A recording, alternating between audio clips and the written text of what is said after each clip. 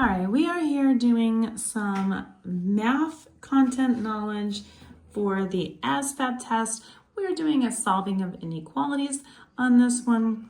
So if you are not familiar with how to do this, it's not too crazy. It's not much different than solving equations.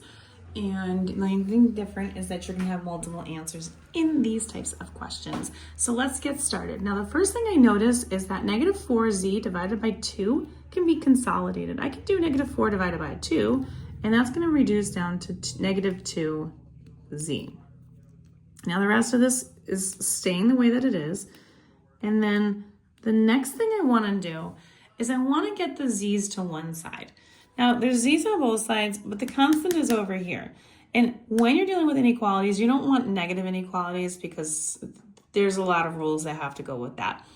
If you know, you know. If you don't, I'm not going to get into it in this video. But you want to keep variables positive, and we're going to actually keep it positive because we're going to move this negative 2z over here so it's over with the z over here. And then that just eliminates having to worry about negatives. So we're going to add 2z to get it to the other side, and we do it here, you do it here. Now these are going to be gone. Now this is going to be a negative 3. We're going to bring that down. The greater than symbol right there. And then 4 plus 2 is 6, and these are all z's. So we're going to have 6 z's. And then we want to do our last step, which is typically divide. So we have 6 times z, so we are going to do the opposite, which is to divide both sides by 6. The 6 divided by 6 part is going to cancel, leaving me with just the z. The symbol stays that way, so z is going to be less than.